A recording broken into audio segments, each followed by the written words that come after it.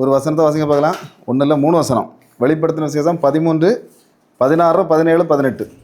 வாங்கவோ விற்கவோ முடியாத ஒரு கண்டிஷன். எதையுமே வாங்க முடியாது, விற்கவே முடியாது. அதுக்கு லெக்கத்தை கூட தெளிவாக சொல்லியிருக்கு. 666.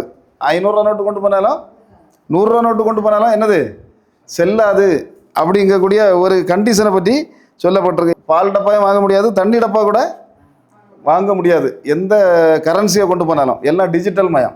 அந்த மாதிரி 1000 அப்படின்னு சொல்லி வேதம் சொல்லுது.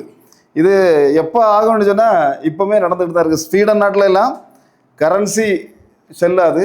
ஏடிஎம், ஜிபே, ஃபோன்பே இதெல்லாம் கூட இல்லை. இப்போ என்னது அரிசி அளவில் சிப்பை ஊசி மூலமாக கையில் வச்சு உள்ளே செலுத்திட்டு என்ன பண்ணாங்க, அதை கொண்டு போய் ஸ்கேன் பண்ணால் போதும். அங்கே என்னது தெரியும், எல்லாமே இந்த ஜிபேக்கு பதிலாக ஃபோன்பேக்கு பதிலாக சகலமும். ஸ்வீடன் இது போல் இன்னும் நிறைய நாடுகளில். அமேசான் புதுசாட்டு என்னொன்று அன்னைக்கு நான் பார்த்தேன், ஒரு அறிமுகப்படுத்துறது என்னென்னா கைரேகை மட்டும்.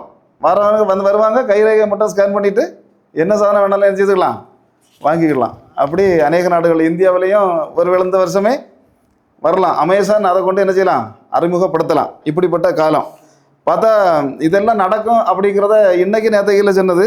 2000 வருஷத்துக்கு முன்னாலேயே ஒரு மீன்பிடிக்காரர், பாவம் கடப்புறத்துக்காரர், அந்த பாவம் பிடிச்சி கொண்டு பத்மதீவில் அடைச்சி வச்சுருந்தாங்க. ஆமாம், அந்த பாவம் அழகாக எழுதி வச்சுட்டாரு. எப்படின்னா இந்த மாதிரிப்பட்ட சம்பவங்கள் வரண்டான்னு சொன்னது மட்டும் இல்லை, தெளிவாட்டு நம்பரை கூட 666 ஒரு முத்திரையை குத்தணும் அப்படின்னு சொல்லியாச்சு. அப்போ என்னென்னா, இப்போ ரோமர் சாம்ராஜ்யம் அந்த காலத்தில் முத்திரைகள் குத்துனாங்க. யாருக்கு குத்துனாங்கன்னா, அவங்களுக்கு அடிமைகள், எந்த அடிமைகள் இருந்தாங்களோ அவங்களுக்கெல்லாம் என்ன செய்வாங்க, முத்திரை குத்துவாங்க. அது யூதர்களாக இருந்தாலும் சரி, வேறு எந்த போர்ச்சுகீசியர்களாக இருந்தாலும் சரி, இவங்களை எல்லாம் பிடிச்சி கொண்டு போன ரோம சாம்ராஜ்யம் செய்த வேலை என்னென்னா ஒரு முத்திரை குத்துவோம். எப்படி குத்துருவாங்க அப்படின்னா, ஒருத்தன் பிடிச்சிட்டு போய் ஒரு அடிமையை ஒரு எஜமான் வச்சுருக்கான்னு சொன்னால் அந்த அடிமை யாருக்கு தான் சொந்தம், அந்த எஜமானுக்கு மட்டும்தான் சொந்தம். நல்ல ஈய காய்ச்ச நல்ல பழுத்த கம்பியை என்ன செய்வாங்க, எடுத்து நெத்தியில் பிடிச்சி ஒரு இழுப்பு சூடு, அதுக்கு இல்லைன்னா வலது கையிலையும் ஒரு சூடு, இந்த 2 சூடையும் போட்டால் தான் அங்கே என்னது அடிமை இவனுக்கு ஆள். அப்போ அடுத்தவன் என்ன செய்ய மாட்டான், கூட்டிகிட்டு போக மாட்டான். அதுதான் முத்திரை.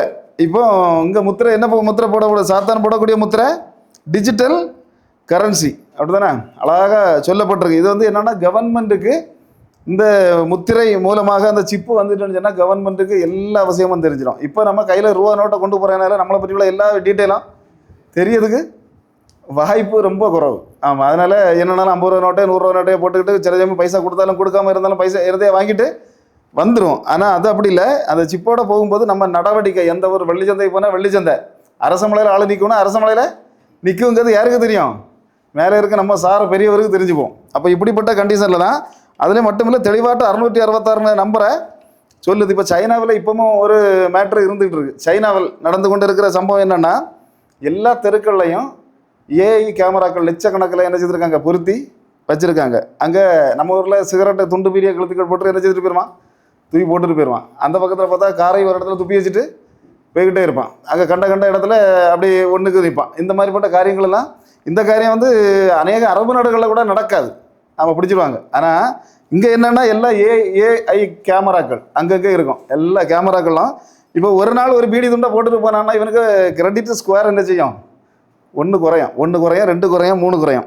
அப்படி கிரெடிட் பாயிண்ட் என்ன செய்யும், நமக்கு இப்போ சிவில் ஸ்கொயர் குறையிறது மாதிரி அங்கே கிரெடிட் ஸ்கொயர் என்ன செய்கிறோம், 2 நாள் பீடியை 10 வச்சுட்டு போட்டான்னா அதுக்கப்புறம் அந்த கிரெடிட் ஸ்கொயர் லிமிட்டோட கீழே தாண்டி போனால் அவனுக்கு ட்ரெயினில் ஏற முடியாது, ஃப்ளைட்லேயும் ஏற முடியாது. அதுதான் சைனா. அதனால தான் இன்றைக்கி சைனா நம்பர் 1 பாதையை நோக்கி போய்கிட்டு இருக்குது. அப்போ இதெல்லாம் வாசிக்கும் போது என்னது டிஜிட்டல் மயமாட்டு எல்லாம் ஆயாச்சு அப்படின்னு சொன்னால் என்ன செய்ய முடியாது, நம்மளும் யாரும் என்ன தப்பும் செய்துக்கிட்டு எங்கேயுமே போக முடியாது. அப்படிப்பட்ட காலத்துக்குள்ளே வந்துட்டோம். ரஷ்யாவில் 1990 நடந்த சம்பவம் நான் வாசித்தேன். என்னென்னா, ஒரு பாவப்பட்ட ஒரு தாய், ஏழை தாய், அவளுக்கு 3 பிள்ளைகள். 3 பிள்ளைகளுக்கு என்ன அப்படின்னு சொன்னால், கிறிஸ்தவர்களுக்கு என்ன கொடுக்க மாட்டாங்க, வாங்கவும் விற்கவும் அங்கே முடியாது. அப்போ அந்த படிப்பட்ட கண்டிஷனில் இருக்கச்சில் இந்த அம்மாட்ட கேட்டாங்க, என்னென்னா உனக்கு ரேஷன் கார்டு தரோம், ரேஷன் கார்டு வழியாக தான் எனக்கு கிறிஸ்தவர்களுக்கு சாப்பாடு, ரேஷன் கார்டு கொடுத்து சாப்பாடு தான் வாங்கிக்கிடணும், இல்லைன்னா மற்றவங்களுக்கு அப்படி இல்லை, இவங்களுக்கு இப்படி கொடுத்துட்டு அதிகாரிகளெல்லாம் ஒரு வார்த்தை சொன்னாவ, என்னென்னா நீ இந்த ரேஷன் கார்டை தரோம், கூடால 1 மாதத்தை சாப்பாடையும் தரோம், ஒரு எழுத்து மட்டும் ஏசு இல்லை, ஏசுவை நான் மறுதளிக்கிறேன்னு மட்டும் ஒரு பேப்பரில் என்ன செய்யணும், எழுதி நீ தந்தா போதும், உனக்கு சாப்பாடு 1 மாதத்தை இப்போ வந்துடும், அடுத்த முறை வரும்போது அடுத்த முறையும் இருக்கா நீ எழுதி தரணும் இப்படின்னு சொன்னோடனே அந்த அம்மா சொன்னது என்னென்னா, எனக்கு இங்கே பந்தி இல்லாமல் போனாலும் பிரச்சனை இல்லை, பசியோட நான் என்ன செத்து போனாலும் பரலோகத்தில் எனக்கு ஒரு பெரிய பந்தி இருக்குது, எனக்கும் என் பிள்ளைகளுக்கும் பந்தி இருக்குது அப்படின்னு சொல்லி வேண்டாம், உங்கள் ரேஷன் கார்டும் வேண்டாம், ஒன்றும் வேண்டாம்னு சொல்லி மறித்து போனாங்க. ஆனால் ஆள் தான் மறித்தாங்க, ஆனால் விசுவாசத்தில் மரணம் அவங்களுக்கு சம்பவிக்கலை அப்படிங்கிற ஒரு விஷயத்தை வந்து அதில் நான் அதை வாசிக்கும் போது எனக்கு இந்த விஷயங்கள் ஞாபகத்துக்கு வந்து பார்த்தா எபேசியர் 1:13 தெளிவாக சொல்லுது, இப்படிப்பட்ட காரியங்களுக்கு யார் பயப்படணும்? நான் பரிசுத்த ஜனங்கள் பயப்பட வேண்டாம். அதை வாசிக்க பார்ப்பா. இந்த முத்திரை வந்துட்டுன்னா அந்த பரிசுத்த ஆவியானவர் போடக்கூடிய முத்திரை வந்தால் 666 முத்திரை என்ன செய்யாது, ஒருத்தரையும் ஒன்றும் செய்யாது அப்படின்னு சொல்லி வேதாகமத்தில் பல வசனங்கள். அந்த 666 முத்திரை வந்து பரிசுத்தாவி முத்திரையில் இருக்க ஜனங்களை ஒன்றுமே செய்ய முடியாது அப்படின்னு சொல்லி நிறைய வசனங்களுக்கு சொல்ல முடியும். அதில் ஒரு வசனம் 1 தெசலோனிக்கே 4:16-17 தெளிவாக சொல்லப்பட்டிருக்க. வாசிங்க. 1 தெசலோனிக்கே 4:16-17.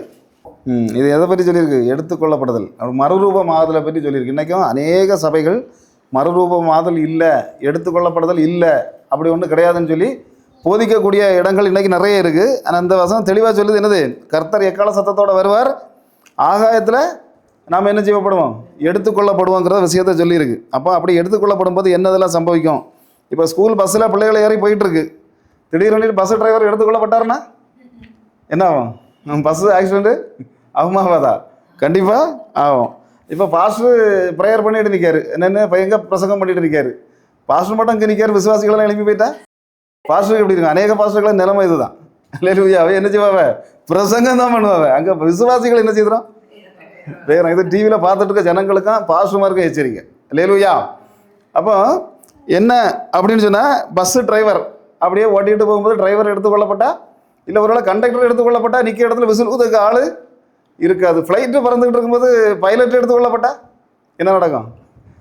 அதுதான், ஃப்ளைட்டு கீழே விழுந்து எவன் தலையில் விழுவுன்னு தெரியாது, கடலுக்குள்ளே விழுவா இல்லை எந்த சம்பவத்துக்குள்ளே விழுவு அப்படின்ட்டு தெரியாது. ஆனாலும் சாத்தான் சில திட்டங்களை வச்சுருக்கான். அதுக்கும் ஒரு கள்ளத்தனம் மாட்டு வேற்றுக்கிரகவாசிகளை வந்து அடித்து தூக்கிட்டு போயிட்டாங்கன்னு அவன் அந்த காலத்துலேயும் போதிச்சு ஜனங்களை என்ன செய்திருவான், மறுதளித்திருவான் அப்படின்னு சொல்லி. இப்போ ரகசிய எடுத்துக்கொள்ளப்படல் அப்படின்னு சொல்லும்போது பைபிளுக்கு அது புதுசு இல்லை, ஏற்கனவே எடுத்துக்கொள்ளப்பட்டவங்க உண்டு.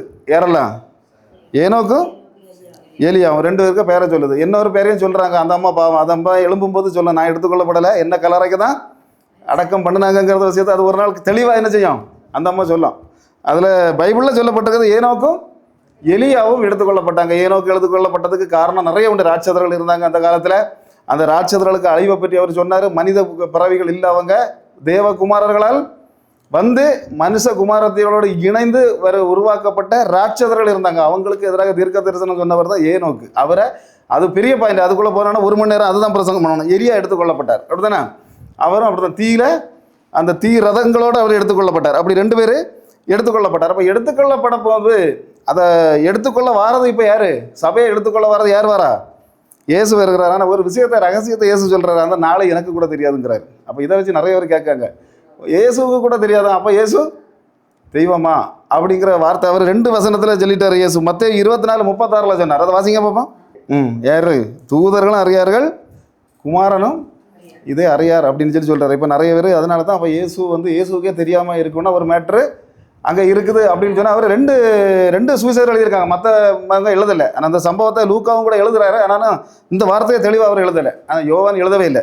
அப்போ இந்த விஷயத்தை நம்ம பார்க்கல, இது எதனால் அப்படி நடக்குது அப்படின்னு சொன்னால், இயேசுக்கிட்ட சொன்னால் ஒருவேளை நான் அப்படி நினைப்பேன், இயேசுக்கிட்ட சொன்னால் இயேசு இந்த வழியெல்லாம் சொல்லிடுவார் போல இருக்குன்னு தான் தேவன். ஏன்னா இவர் வந்து அடிக்கப்பட்டு நொறுக்கப்பட்டு இவர் காயப்பட்டு கஷ்டப்பட்டு எப்பவுமே ஒரு வார்த்தை தான் செய்துட்டு இருக்காரு. என்ன நடுவுலேருந்து மத்தியஸ்த வேலை, நம்ம பாவம் செய்தானே அவன் பாவம் விட்டுருங்கப்பான்னு கேட்டுட்டு இருக்காரு. அப்போ அவர்கிட்ட போய் நீ என்ன நாளுக்கு போவான்னு சொன்னால் அவர் சொல்லாமல் இருப்பாரா? அதனால தான் என்னது அந்த ஒரு விஷயமும் அவருக்கு மறைக்கப்பட்டிருக்கிறது. ஏன்னா அவர் வந்து பரிந்து பேச வராங்க, வேற யாரும் பரிந்து பேச முடியாது. வேதம் சொல்லுது வேற யாருமே பரிந்து பேச முடியாது. பரிந்து பேசணும்னு இன்னைக்கு ஜனங்கள் நம்பக்கூடிய ஆட்களெல்லாம் எங்கே இருக்காங்க? நம்ம அன்னைக்கே சொன்னேன், பலிபீடத்தின் அடியிலிருந்து எங்களுக்காக எங்களை இரத்தப்பழிக்கு உள்ளாக்கினவர்களை நீர் என்னைக்கு பழிவாங்க போகிறீர் அப்படின்னு சொல்லி அவங்க என்ன செய்துட்டு இருக்காங்க? ஆமாம், கேட்டுக்கிட்டு இருக்காங்கன்னு தான் பைபிள் சொல்லுது. இல்லாமல் ஒரு நாளும் நமக்காக அங்கே போயிருந்து தேவனே அவங்கள ரட்சியம்னு சொல்லி ஜெபம் பண்ணிட்டு இருக்காங்கன்னு அங்கே ஒரு இடமும் ஒரு பைபிளையும் சொல்லப்படலை. ஆர்சி பைபிளையும் இல்லை, பெந்தேகஸ்த வேற எந்த பைபிளையுமே சொல்லப்படலை. அதில் பரிந்து பேசிகிட்டு இருக்கவர் ஒருத்தர் தான், வலது பக்கத்தில் போயிருந்து. யார் தான்? ஏசுங்கிறவர் மட்டும்தான் போய் பரிந்து பேசிகிட்டு இருக்காரு. அப்போ அந்த பரிந்து பேசுகிறவர் ஒருவேளை சொன்னால் ஒருவேளை எல்லாத்தையும் அலாட்டாக்கி விட்டுருவாரா இருக்கலாம். அதனால் அந்த மேட்ரு என்னது அவருக்கு தெரியாமல் நான் நினைக்கிது. அதனால் அதுதான் பெருசுன்னு சொல்லி யாரும் பார்க்கவங்க எல்லாம் அப்படி நினச்சிடக்கூடாது. என்னுடைய எண்ணம் இப்படி அதுலேயும் பழைய காலத்தில் நடந்த சம்பவங்கள், யூதர்கள் மத்தியில் நடந்த சம்பவங்களை நம்மளால் சொல்ல முடியும். ஏன்னா மணமகன் வந்து ஒரு பொண்ணை பிடிச்சிட்டு அப்படின்னு சொன்னால் என்ன செய்வார், பாக்கெட்லேருந்து கொஞ்சம் பணத்தை எடுத்து கையில் கொடுத்துட்டு அந்த மோதிரத்தையும் தூக்கி கையில் போட்டுட்டு ஒரு வார்த்தை தான் சொல்லுவார், நாங்கள் ஒரு வீடு கட்ட உனக்காகவும் நீயும் நானும் சேர்ந்து இருக்க ஒரு வீடு கட்டுறதுக்காக போகிறோம், போய் வீடு கட்டி என்னைக்கு முடியுமோ எங்கள் அப்பா மணமகளை போய் கூட்டிட்டு வான்னு எப்போ சொல்லாரோ அப்போ தான் நான் நினைச்சுவேன் வருவேன்னு அந்த பெண்ணுக்கிட்ட சொல்லிட்டு போயிடுவார். ஆனால் யூதர்களுடைய திருமணம் ராத்திரியும் நடக்கும், நடுராத்திரியும் நடக்கும். அங்கே வீடு வேலை முடிஞ்ச உடனேயே அப்பா சொல்லுவார், நீ பகலில் தான் போ, நம்மளை மாதிரி 9 மணி நல்ல நேரம் பார்த்து கட்டு முகூர்த்தம் கிடையாது, அப்படி தானே என்கேஜ்மெண்ட் 9:30க்கு, சாமியார் 9:30க்கு 40க்கு வருவாருங்கிற ஏற்பாடுங்க யூதர்கள்ட்ட கிடையாது. யூதர்கள்ட்ட என்ன விஷயம் அப்படின்னு சொன்னால் அப்பா சொல்லுவார், மக்களே உன்னுடைய மனவாட்டியை போய் கூட்டிட்டு வா அப்படின்ட்டு அப்பாய்க்கு வாயிலேருந்து வார்த்தை வந்துன்னு அந்த நடுராத்திரி 12 மணிக்கு அப்போ இன்னோவா காரம் வேறு எந்த காரம் கிடையாது. ஆனாலும் நடந்து கழுதையில் போயினாலும் என்ன செய்யணும், மனவாட்டியை போய் கூட போகணும். மனவாட்டி அங்கே என்னத்தை எப்படி இருக்கணும், மனவாட்டி குரட்டை விட்டு தூக்கிட்டு இருந்தான்னா சீன் முடிஞ்சு கல்யாணம் முடிஞ்சு. அங்கே என்ன நடக்கும் அப்படின்னு சொன்னால் அவள் எப்போவுமே என்ன செய்யணும், அந்த ஒரு விளக்கு எரிஞ்சிட்டு இருக்கணும், அதில் எண்ணெய் இருக்கணும், அந்த திரியெல்லாம் இருக்கும்போது அவள் ஆயத்தமாக இருக்கா, வீட்டுக்குள்ளே வெளிச்சம் இருக்குன்னா மட்டும்தான் மணமகன் என்ன செய்வார், வெளியே வந்து நின்று பார்த்துட்டு கதவை தட்டுவார். இல்லைன்னா இது விளக்கு அணைஞ்ச கேஸ், எண்ணெய் இல்லாத கேஸு எனக்கு தேவையில்லை அப்படின்னு சொல்லி மணமகன் பேருவார். அதுதான் அவன் யூதர்களுடைய ஒரு இது. இப்போவுமே அவங்க திருமணங்கள் எல்லாம் ராத்திரியும் நடக்குது. யாருக்கு திருமணம், யூதர்களுடைய திருமணம். அதனால தான் அந்த யூதர்கள் வழியாகவே ரட்சிப்பு வருகிறது. எல்லாத்துக்கும் நிழல் யார் தான், அவங்க தான். பரலோக காரியங்களுக்கெல்லாம் நிழல்கள் அவங்க தான். அவங்களுடைய காரியங்களை நம்ம பார்க்கும்போது ஒலிவ மரத்து கதையாக இருந்தாலும் சரி, அத்திமர கதையாக இருந்தாலும் சரி, எந்த ஒரு காரியம் திருமண கதையாக இருந்தாலும் சரி, எண்ணெய் இல்லாத கேஸாக இருந்தாலும் சரி, எல்லாமே யூதர்களுக்கு சொல்லப்படுது. அதான் இயேசு தெளிவாக சொன்னார், யூதர்கள் வழியாகவே ரட்சிப்பு வருகிறது. அப்போ இந்த மாதிரி அப்போ மனவாட்டி என்ன செய்யணும், அந்த டைமில் எண்ணெயோட காத்திருக்கணும். நம்ம எண்ணெய் இல்லை, நம்ம பக்கத்து வீட்டில் போய் வாங்கிட்டு ஓடி போய் வந்துடலான்னு சொல்லி பக்கத்தில் போய் மணவாளன் என்ன செய்வார், ஆமாம் போயிடுவார். அப்போ ரகசிய வருதுகளை என்ன சம்பவிக்காது, நம்ம எடுத்துக்கொள்ளப்படுவது நடக்காது, சரியாக இருக்கணும் அப்படின்னு சொல்லி இந்த வேதவசனம் சொல்லுது. இப்போ சாத்தானுடைய திட்டம் அந்த காலத்தில் எப்படி இருக்கும் அப்படின்னு சொன்னால், இந்த எடுத்துக்கொள்ளப்பட்டதுக்கு பிறகு ஒரு கோஷ்டி இருக்கும், ஆளுகள் இருக்குமா இருக்காதாங்க, அவனுக்கு 7 வருஷம் உபத்திரவத்தில் கிடந்து நெஞ்சு நுறங்கக்கூடிய ஜனங்கள் இருக்கும். இவங்களை அந்த டைமில் தொடக்கத்தில் ஏமாற்றும். அதாவது எடுத்துக்கொள்ளப்படும் போது இந்த 666 குத்ததுக்குள்ளே நம்ம எல்லாம் என்ன செய்ய முடியாது, நம்மளில் பரிசுத்தவான்களுக்கு இருக்க மாட்டாங்க, எடுத்துக்கொள்ளப்பட்டாச்சு. சரி, எடுத்துக்கொள்ளப்பட்ட போது இப்போ சாத்தானுக்கு இங்கே இருக்கவங்கள முதல்ல என்ன செய்யணும், இது எடுத்துக்கொள்ளப்பட்டது இல்லைப்பா, இது என்னது காரியம், இது சும்மா வேற ஒரு காரியம்னு சொல்லி அவங்கள ஏமாற்றணும். அதுக்குள்ள திட்டங்கள் எப்படி இப்போ நடந்துகிட்டு இருக்குன்னு இப்போ அமெரிக்கா பார்லிமெண்ட்டில் அழகாக அன்னைக்கு பேசுனாங்க. என்ன பேசுனாங்கன்னா, விஏபி விஎஃப்ஓ அப்படின்னு சொல்லப்படக்கூடிய பறக்கும் தட்டுகள் வேற்று கிரகவாசிகள் இங்கே வந்து இறங்குறாங்க இப்போ அப்படின்னு சொல்லி இப்போ எங்கே பேசியாச்சு, அமெரிக்கா பார்லிமெண்ட்லேயே பேச தொடங்கியாச்சு. வேற்று கிரகவாசிகளுடைய தட்டுகள் எல்லாம் எங்கே வந்துகிட்டு இருக்குவான், இப்போ இங்கே வந்துக்கிட்டு இருக்குவான். இப்போ திடீர்னுட்டு இப்போ சபை வந்து என்ன செய்துட்டு, அங்கே இருக்க பாஸ்டர் எடுத்துக்கொள்ளப்பட்டார், ஆப்ரேஷன் பண்ணிக்கிட்டு இருக்க டாக்டர் எடுத்துக்கொள்ளப்பட்டார், எல்லாரும் எடுத்துக்கொள்ளப்பட்டுருவாங்க. பட்டும்போது இங்கே சாத்தான் மக்களை ஏமாத்தான்னு எப்படி தான் ஏமாற்ற முடியும். இது இயேசு வந்து எடுத்துகிட்டு பரலோகத்துக்கு கொண்டு போனதெல்லாம் ஒன்றும் இல்லை, வேற்று கிரகவாசிகள் வந்து அவங்களுக்கு பிடிச்சவங்களை தூக்கிட்டு போயிட்டாங்க அப்படின்ற ஒரு கண்டிஷனான கதை எங்கே தான் வரப்போகுது, அந்த இடத்துல அமெரிக்கா மட்டும் இல்லை, எல்லா உலகமுமே அந்த சாத்தானுக்கு அவன் சொல்லக்கூடிய பொய். அது எப்படின்னா, அந்த பொய் விசுவாசத்தினால உள்ள இருக்கவங்களை நாசமாக்குவார் அப்படின்னு போட்டிருக்கு. அது செய்கிறதே தேவன் தான் போட்டிருக்கு. என்ன விசுவாசத்தினால, அந்த 2 தெசலோனிக்கர் 2:12 வாசிங்க பாப்போம். யாருக்கு அனுப்புவார், கைவிடப்பட்ட சிப்பு பொருத்த வேண்டிய கேசுகளுக்கெல்லாம், 666 நெத்தியில் குத்த வேண்டிய கேசுகளுக்கெல்லாம் என்ன ஆவி அனுப்புவார், கொடிய வஞ்சகத்தை. அப்போ இவன் சொல்லக்கூடியது எடுத்துக்கொள்ளப்பட்டானேன்னு நீங்கள் பரலோகத்துக்கு போயிட்டான்னு நம்பிடாதுங்க. என்ன செய்தா, நான் இப்பவும் பார்த்தேன், வேற்று கிரகவாசிகள் வந்து என்ன செய்துட்டாங்க, ஆட்களை தூக்கிட்டு போயிட்டாங்க. நீங்கள் அதை பற்றியெல்லாம் கவலைப்படப்படாது, நம்ம பூமியில் இருக்கவங்க இன்னும் பரலோகத்தில் வாழ்ந்த மாதிரி வாழ்ந்துடலான்னு முதல்ல ஒரு 3.5 வருஷமாக என்ன செய்வான், இவன் ஏமாற்றுவான் அப்படின்னு சொல்லி தான் நம்ம வேதாகமம் நம்ம தெளிவாக ஆராய்ச்சி படிக்கும்போது அது சொல்லுது. இப்போ மணவாளனுக்காக காத்திருக்கக்கூடியது வந்து சாதாரணப்பட்ட காரியம் இல்லை. அது எப்படிப்பட்ட காரியம், ரொம்ப ஆமாம். இயேசு சொன்னார், ஊசியின் காதில் அவர் அது நிறைய பேர் என்ன நினச்சிருக்காங்கன்னா, ஊசியை தூக்கி வச்சுட்டு என்னத்தில் இதுக்குள்ளே ஒட்டக நுழையுமா, அது இல்லை. ஊசியின் காதுலன்னு சொன்னால் அங்கே அது என்ன நடந்ததுன்னா, அந்த ஊசியின் காது அப்படின்னு சொல்லப்படக்கூடிய ஒரு வாசல் இருந்தது. அந்த வாசலுக்குள்ளே அந்த யூதர்கள் அந்த வாசலுக்குள்ளே போனோன்னு சொன்னால், ஒட்டகம் அந்த வாசலுக்குள்ளோடி போனோன்னா முதுகில் என்னது இருக்காது, கொண்டு வரக்கூடிய எல்லா சுமைகளையும் அதில் இறக்கி வைக்கணும். இறக்கி வச்சுக்கிட்டு அது கால் முட்டு போட்டு மெதுவாக நவந்து போனால் தான் அந்த ஊசியின் காதுன்னு சொல்லக்கூடிய அந்த வாசலுக்குள்ளோடி அந்த என்ன செய்யும் போக முடியும். அப்போ அது கஷ்டப்பட்டு போனால் தான் அதைத்தான் இயேசு சொன்னார், ஊசியின் காதில் ஒட்டகம் முடியும். இப்போ நம்ம ஆட்கள் எல்லாம் டக்குனு எடுத்து வச்சுட்டு ஊசி கொண்ட ஊசியை தூக்கி வச்சுக்கிட்டு ஊசிக்க காதில் ஒட்டகம் போகுமா இப்படின்னு ஒரு கொஸ்டின். அப்போ அதுக்குள்ள அர்த்தங்கள் தெளிவாக நமக்கு தெரியும் போது தான் என்னது, ஊசியின் காதில் இருந்து எருசலேம் தேவாலயத்துக்கு பக்கத்தில் இருந்த வாசலுக்கு பேர் அது. அல்லேலூயா. அப்போ இந்த ரகசியங்கள் எல்லாம் என்ன செய்யணும், முதல்ல எல்லாருக்கும் தெரியணும். அப்போ பார்த்தா இப்போ அந்த இங்கே என்னன்னா, இது வந்து காத்திருக்கிறது, மணவாளனுக்காக காத்திருக்கிறது ஈஸியான சம்பவம் இல்லை, பெரிய கஷ்டமான சம்பவம் தான். அப்படி காத்திருக்கிறதுக்கு ஒரு சின்ன விஷயம் நான் அன்னைக்கு வாசித்தேன் ஒன்று. என்னென்னா அர்மோனியா நாட்டில் 1988 வருஷத்தில் ஒரு பெரிய பூகம்பம் திடீர்னு, மற்ற இடங்கள்ல இல்லை, இப்போ நம்ம வெளிச்சந்தில் இல்லை, காற்றோலையில் மட்டும் ஒரு பெரிய பூகம்பம் வந்துட்டு. இங்கே என்ன நடக்குதுன்னா, ஒரு ஸ்கூல் இருக்குது, அப்படியே மக்கள் நான் ஒரு 25,000 மக்கள் மேலே நினைச்சிட்டாங்க, அப்படியே அதுக்கு பூமிக்கு அடியில் முங்கிட்டாங்க. அப்போ பிள்ளைய ஸ்கூலுக்கு விட்ட ஒரு அப்பா, அவர் ஸ்கூலுக்கு விட்டுட்டு என்ன செஞ்சிட்டாரு, போயிட்டார். போனவர் ஓடி வந்து பார்க்கும்போது ஸ்கூல் முழுசாக என்ன செய்யுது, மண்ணுக்கு அடியில் புதஞ்சு கிடக்கு. அப்போ புதஞ்சு கிடந்தோன்னா இவருக்கு என்னென்னா, அவருக்கு ஒரு தோணல், இந்த பக்கத்தில் நம்ம தோண்ட ஆரம்பிப்பானே. ஆனால் தோண்டதுக்கு ஒன்றும் சாதாரண மக்களை அவங்க விட மாட்டாங்க. அப்போ அந்த டைமில் என்ன தரோம், மிலிட்ரி வந்துடும், என்னது அந்த மற்ற தீயணைப்பு துறை வந்துடும், போலீஸ் வந்துடும். தோண்டணும்னா இப்போ ஒரு பூகம்பமும் பூமி எதிர்ச்சியாக வந்தோன்னா அவங்க தான் என்ன செய்வாங்க, தோண்டவங்க. எல்லாரையும் போய் தோட்டங்களும் விட மாட்டாங்க. அப்போ பார்த்தா மற்ற அந்த பிள்ளைகளை பார்த்தவங்க 10,000-2,000 பிள்ளைகளை பார்த்தவங்கலாம் வந்து பார்த்துட்டு அழுதுட்டு எடுத்துகிட்டு என்ன செய்கிறாங்க, ஒதுங்கி போய் நிற்க. ஆனால் இவர் அப்படி இல்லை, நான் தோண்ட தான் செய்வேன் அப்படின்ட்டு எப்படிப்பட்ட ஒரு பிரச்சனையை இது பண்ணி தள்ளி விட்டுட்டு, போலீஸ் மிலிட்டரியெல்லாம் தள்ளி விட்டு அவர் ஒரு பக்கத்தில் போய் என்ன செய்யிருக்காரு, தோண்டக்க ஆரம்பிச்சிருக்காரு. எனக்கு தோண்டணும், என் பிள்ளைய காப்பாற்றணும், உள்ளே இருக்க பிள்ளைய என்ன செய்யணும், எனக்கு காப்பாற்றணும் அப்படின்னு சொல்லி அவர் தோண்டி தோண்டி தோண்டி இருக்கும்போது கரெக்டாக அவர் எந்த இடத்துல தோண்டாரோ அந்த இடத்துல ஒரு ஸ்லாப்பு மட்டும்தான் கிடக்கு. உள்ள ஒரு 10-20 பிள்ளைகளுக்கு மேலே உயிரோட, வேறு எல்லா பிள்ளையும் செத்தாலும் அதில் ஒரு பிள்ளை யாருக்க பிள்ளை, இவருக்கு பிள்ளை. கரெக்டாக எப்படி போய் தோண்டினாருங்கிறது தெரியாது, தோண்டியிருக்காரு.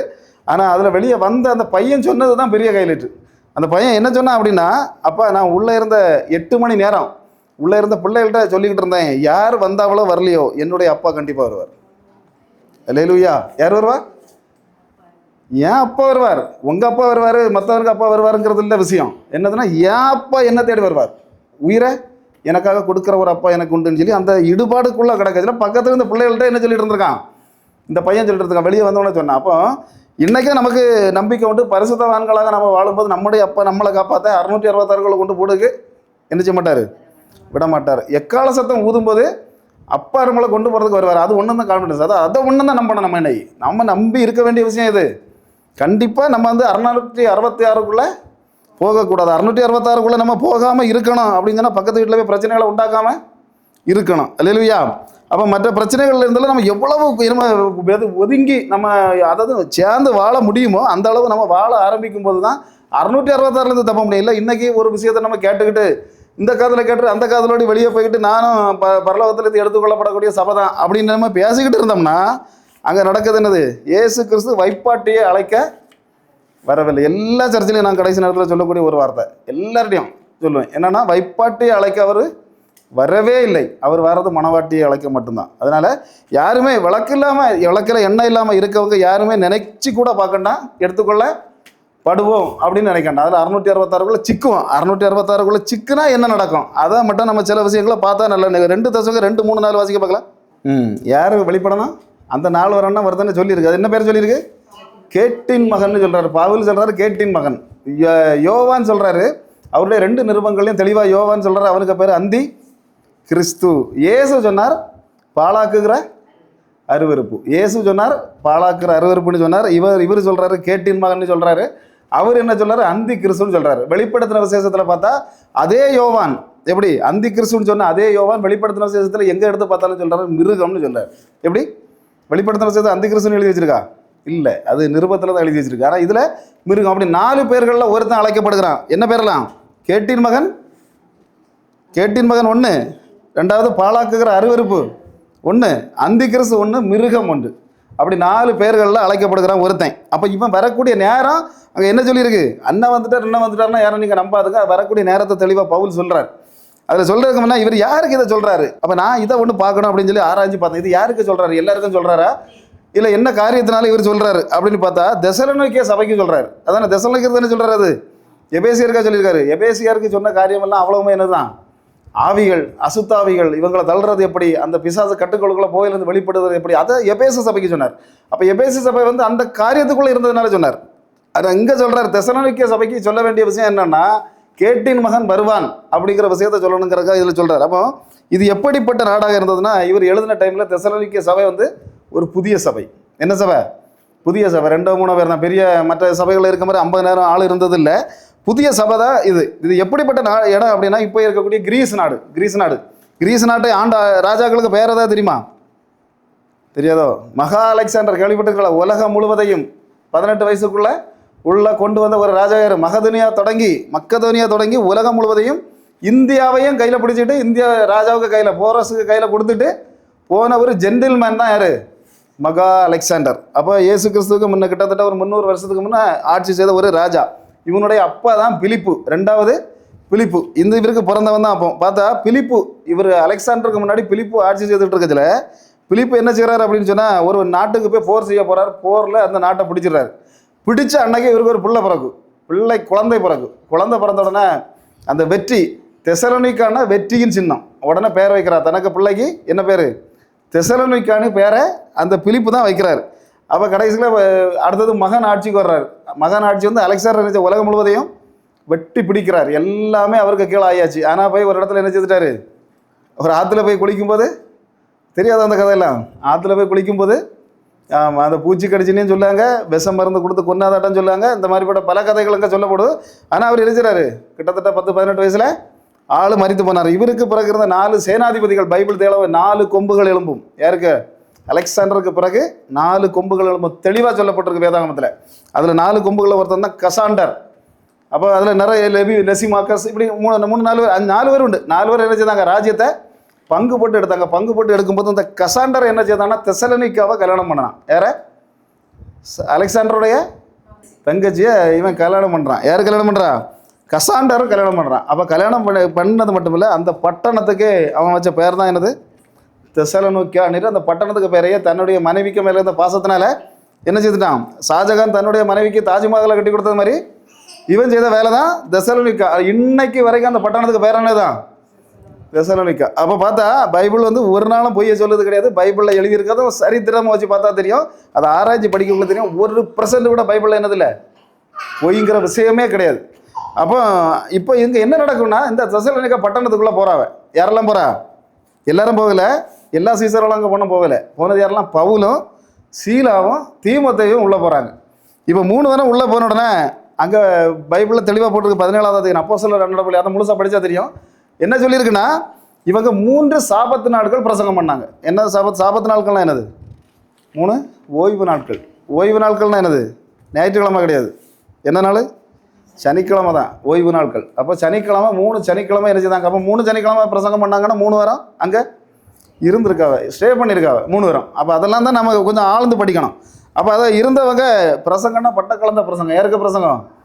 பவுலுக்கு பிரசங்கம். அநேக பேர் நினைச்சாங்க கிரேக்கர்கள் எல்லாம் கிறிஸ்தவத்துக்கெல்லாம் மாறிட்டாங்க. அப்போ இதை பார்த்துட்டு இருந்த மீதி இருந்த கிரேக்கர்களுக்கு பிரச்சனை ஆயிடுச்சு. என்ன ஆகி போச்சு? தெசலோனிக்கா பட்டணத்தில் இருந்த கிரேக்கர்களுக்கும் அங்கே இருந்த யூதர்களுக்கும் இவனை இப்படி விட்டா கதை சரியாவது, இவனை என்ன செய்யணும்? பிடிச்சி நாடு கடத்தணும்னு யாரை பிடிச்சி கடத்திட்டாங்க? எங்கேயாவது போய் தொலைஞ்சிரு அப்படின்னு சொல்லி பவுலை பிடிச்சி அந்த இடத்த விட்டு தூக்கி மாற்றியாச்சு. மாற்றின உடனே கொஞ்ச நாள் தீமோத்தேயும் அங்கே சீலாமல் உள்ளே இருக்காங்க. தீமோத்தேயும் திடீர்னு ஒரு நியூஸை கொண்டு திரும்பவும் பவுல்கிட்ட வரார். என்ன நியூஸ் அப்படின்னா, சபை பக்கா சபையாயிட்டு. என்ன சபையாயிட்டு? ஆமாம், ஒளிச்சு போகிற சபை இல்லை, சூப்பர் சபை. அழகா என்ன சொன்னாலும் கேட்கக்கூடிய மக்கள் தெசலோனிக்காவில் இருக்காங்கன்னு சொன்னோன்னா இவருக்கு ஒரே சந்தோஷம். ஆனால் இன்னொரு வார்த்தையை டக்குன்னு சொன்னார். என்னன்னா, அங்கே பக்கத்தில் இருந்த ஒரு குரூப்பு, ஏசு வந்தாச்சு, இன்னும் பக்கத்தில் வந்துட்டார், அவருடைய வருகை இன்னும் நெருங்கிட்டு, நாளை கழிச்சு வருவார், மறுநாள் வருவார், இப்படின்னு சொல்லி ஒரு குரூப்பு பிரசங்கம் பண்ணுறாங்க. அதை கேட்டு சில குரூப்பு என்ன செய்யும், அங்கேயும் போகும் அப்படிங்கிற ஒரு வார்த்தை சொன்ன உடனே இவருக்கு அப்போ அதுக்கு சரியான ஒரு லெட்டர் என்ன செய்யணும், எழுதணும். அவன் ஏமாற்றுவான், அண்ணன் வந்துட்டாருன்னு ஏமாற்றுவான். அதெல்லாம் ஒன்றும் நடக்காது. ஒரு காரியம் நடக்கணும். முத காரியம் என்னது? விசுவாச துரோகம் நடக்கணும். 2வது கேட்டின் மகன் என்ன செய்யணும்?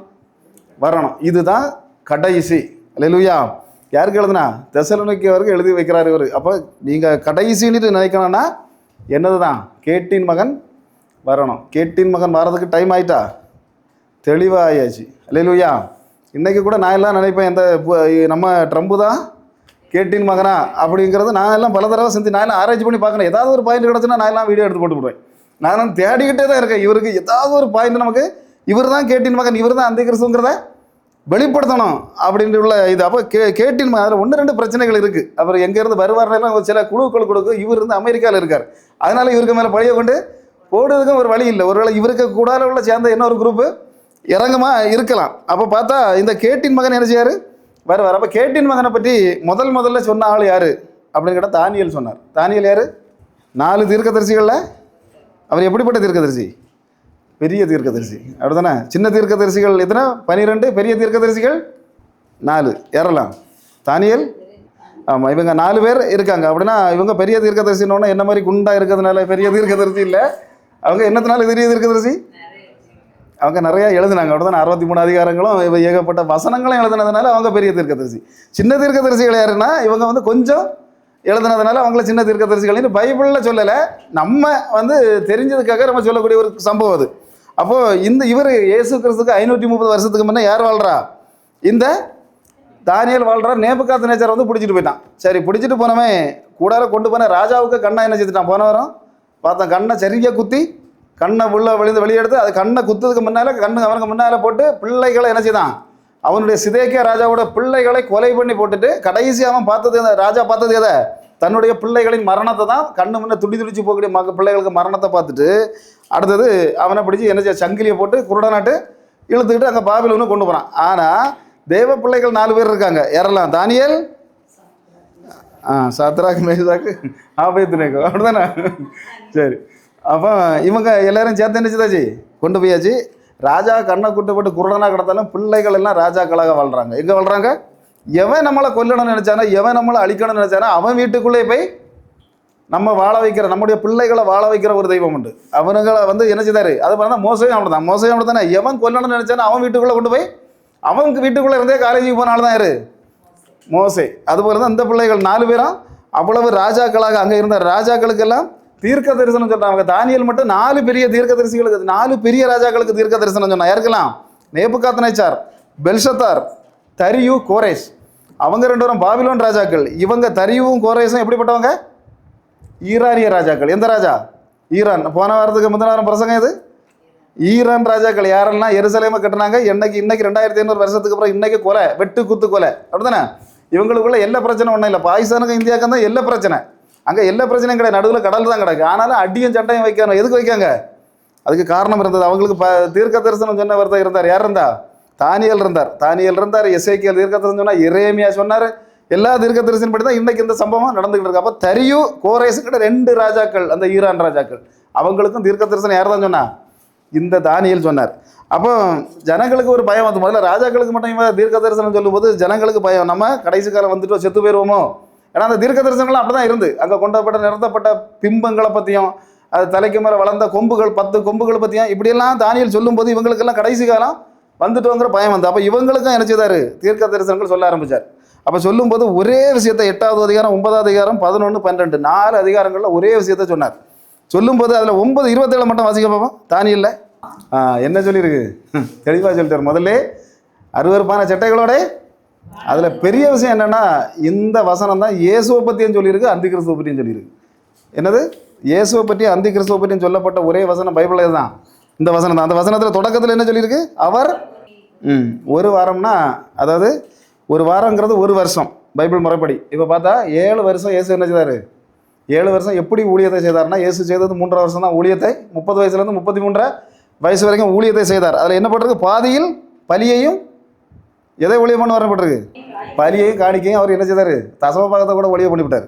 அல்லேலூயா.